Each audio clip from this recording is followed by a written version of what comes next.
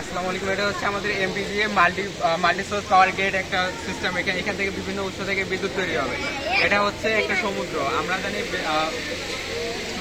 মানে কারেন্ট দুইভাবে তৈরি হয়। এক হচ্ছে বিজ্ঞানী লিনিয়ার ধারণা অনুযায়ী বিদ্যুৎ দুইভাবে তৈরি। একটা কয়েল এসে চৌম্বক তৈরি করছে।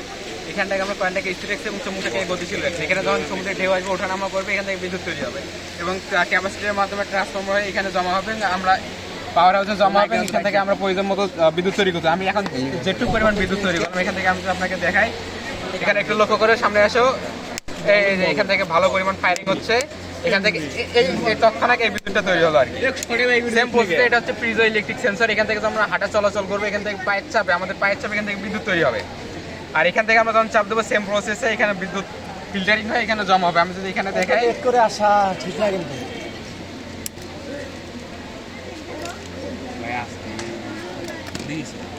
আমি যে এখানে থেকে ফায়ারিংটা দেখাই, এই দেখো এখান থেকে এই পরিমাণ বিদ্যুৎ তৈরি হচ্ছে। এখানে চাপ দেবো, এখান থেকে বিদ্যুৎ তৈরি হবে। আর এটা হচ্ছে আমাদের একটা রোবট। রোবটটা দেখেই হয়তো বা বুঝতে পারছে এটা কি কাজ করে। এটা হচ্ছে এয়ার ডিফেন্স সিস্টেম আমাদের একটা রোবট।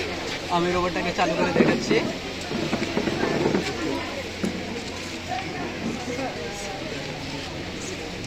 এটা আমাদের হচ্ছে রোবট। এই রোবটের কাজ হচ্ছে যে যতগুলো অবজেক্ট আছে আমাদের দেশে, যে রাডার সিস্টেম দেখছো তো টিভির মধ্যে একবার হলো রাডার সিস্টেম। যে রাডারটার কাজ হচ্ছে বাইরের দেশ থেকে যে প্যাসেঞ্জার বাড়ি বিমানগুলো বা মিসাইলগুলো আসে এটাকে শনাক্ত করার জন্য এবং এখান থেকে মিসাইল পাঠানো হবে ওগুলো ধ্বংস করার জন্য।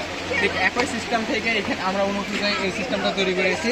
এখান থেকে যে অবজেক্টগুলো আসতেছে আমাদের দেশের জন্য ক্ষতি করে, এটা রাডার ডিটেক্ট করে নেবে এবং আমাদের ফায়ার দেখাবে এইগুলো দিতে এবং আমরা ওটাকে ধ্বংস করতে পারবো। এটা আমরা ম্যানুয়াল রেখেছি। ম্যানুয়াল মানে হাতের কন্ট্রোল, হাতের কন্ট্রোল রেখেছি। এটা হচ্ছে আমাদের মাইক্রো কন্ট্রোলার। এখান থেকে সব কিছু রোবটটা চলমান হয়। আর এখানে ম্যানুয়াল করে উঠেছে আপনার এখানে অবজেক্ট, এখানে প্রতিনিয়ত ফায়ার করবে এবং মিসাইল লোড হবে এবং চলে যাবে। এখানে আমি দেখাই ভাই, একটু সাইড প্লেস, একটু সাইড প্লেস। এখান থেকে ফায়ার অবজেক্ট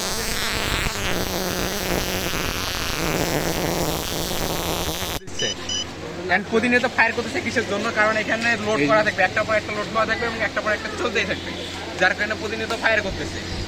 আর এটা ফায়ারটা আমরা কিছু জন্য কন্ট্রোল ম্যানুয়াল রেখেছি, কারণ এটা তোমরা যেখানে আছো তোমাদের বললে তো সেই স্পিডে চলে গেল, তোমাদের চোখে টোকে লাগলে ক্ষতি হবে। এই জন্য আমরা এটা ম্যানুয়াল রেখেছি, এটা হাতে কন্ট্রোল রেখেছি। যখন আমরা চালু করবো তো আমরা সরে যেতে বলবো। এটাই যখন আমরা এয়ার সেক্টরে তৈরি করবো তখন এটা আমাদের অটোমেটিক থাকবে, তখন এটা হাতে কন্ট্রোলে থাকবে না। এটা হচ্ছে আমাদের প্রজেক্ট। আর এটার কাজ হচ্ছে আমাদের এয়ার ব্যাটারি। বুঝতে পারছো এয়ার ব্যাটারি? এয়ার মানে কি? বাতাস। বাতাস থেকে বিদ্যুৎ তৈরি। এটা আমাদের সোলার পাওয়ার প্রকল্পগুলো দেখছো নিশ্চয়ই, অবশ্যই দেখছো, আলিবাবা কিংবাকে দেখছো অবশ্যই। এখানে কথা হচ্ছে আমাদের দেশে যদি একটু লক্ষ্য করি, সকাল 8টা থেকে সকাল 10টা পর্যন্ত আমাদের বিদ্যুৎ চাহিদা সবচেয়ে বেশি এবং বিকাল 4টা থেকে রাত 8টা পর্যন্ত বেশি থাকে এবং এই সময়টা আমাদের লোডশেডিং সবচেয়ে বেশি হয়। এবং আমাদের সোলার পাওয়ার প্রকল্পগুলো প্রপারভাবে কাজ করে সকাল 10টা থেকে বিকাল 4টা পর্যন্ত। এই ক্ষেত্রে আমরা যদি একটু লক্ষ্য করি, আমাদের যে বিদ্যুৎটা প্রয়োজন হয় এখানে 100% বিদ্যুৎ তৈরি হলে 50% আমাদের জন্য ব্যবহার হয় এবং 50% অপচয়, মানে তৈরি হচ্ছে কিন্তু কাজে লাগতেছে না।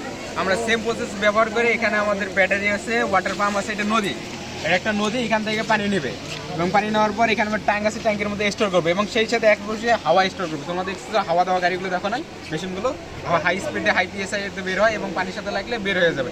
এখন যখন আমরা এটা যে হাই প্রেশারটা রিলিজ করে দেবো তখন হাই স্পিডে এখান থেকে টারবাইন ঘুরবে এবং টারবাইন ঘুরে এখান থেকে বিদ্যুৎ তৈরি হবে। এখানে বিদ্যুৎ থেকে আমরা এখানে একটা লাইট আছে, লাইট জ্বালাইতে পারবো। যদি দেখে এখান থেকে প্রতিনিয়ত এরকম পরিমাণ বিদ্যুৎ তৈরি হচ্ছে, এই যে বিদ্যুৎ তৈরি হচ্ছে এখান থেকে, দেখতেছো? এখান থেকে বিদ্যুৎ তৈরি হচ্ছে। আমরা কেন এই জিনিসটা বানাবো? যেখানে আমাদের ব্যাটারি আছে, বিভিন্ন ধরনের ব্যাটারি আছে, ব্যাটারি আমরা ইউজ করতে পারি, আমরা কেন এটা ব্যবহার করবো? কথা এটা না, কারণ কথা হচ্ছে ব্যাটারি যখন আমরা ইউজ করবো যখন এটা মেগা ওয়াটে যাবে, তখন ব্যাটারি এতটাই ব্যয়বহুল যা প্রত্যেকটি দেশের জন্য বহন করা সম্ভব না। সেই ক্ষেত্রে আমরা এটা তৈরি করছি। এখান থেকে আমাদের কোনো এখানে জ্বালানি ব্যবহার করা হচ্ছে, তেল গ্যাস বা আগুন লাগতেছে, এখানে আগুন লাগতেছে না। সেই ক্ষেত্রে আমাদের ফ্রিতে এখানে ইলেকট্রিসিটি তৈরি হচ্ছে। আর যখন আমরা পারমাণবিক বিদ্যুৎ কিনে ফেলেছি, ওখানে আগুন তৈরি হয়, পানি বাষ্প হয়, তারপর টারবাইন করে বিদ্যুৎ তৈরি হয়, ওখানে কার্বন ডাইঅক্সাইড তৈরি হয় এবং পরিবেশের জন্য ক্ষতিকর। কিন্তু আমাদের এই সিস্টেমটা একদম ইকো ফ্রেন্ডলি, মানে পরিবেশ বান্ধব, কোনো গ্যাস তৈরি হচ্ছে না। আর এটা আমাদের জন্য স্বাস্থ্যকর, তাই না? এবং এই জন্য আমরা এটা তৈরি করি, এটা আমাদের স্পেস তো খাবে, তাই না? বড় পরিসর তৈরি করবো। কিন্তু এই সোলার পাওয়ার প্রকল্পের মাটিতে এমনি থাকে না, এটা আমরা মাটির নিচে স্থাপন করতে পারবো এবং এর উপরে আমাদের প্ল্যানগুলো তৈরি করতে পারবো। এবং একই সাথে আমরা ফসলের জমিতে আমরা ধান সবজি যেগুলো আবাদ করি ওখানে আমরা এই প্লান্টটা তৈরি করে মাটির নিচে রাখতে পারবো এবং উপরে সবজি চাষ করতে পারবো। এখানে আমাদের কোনো মেনটেন্যান্স করা একদম জিরোর পর্যায়ে, এটা আমাদের ব্যয়বহুল না। এটা একবার তৈরি করতে আমাদের ব্যয়টা হবে, কিন্তু বছর পর বছর চলতে থাকবে। এটার মতো না যে একটা সেল নষ্ট হয়ে যাবে, সিস্টেমটাই নষ্ট হয়ে যাবে এমনটা না। এটা হচ্ছে আমাদের গ্রিন এনার্জি। এটা দাও না আশা করি বুঝতে পারতে পারি।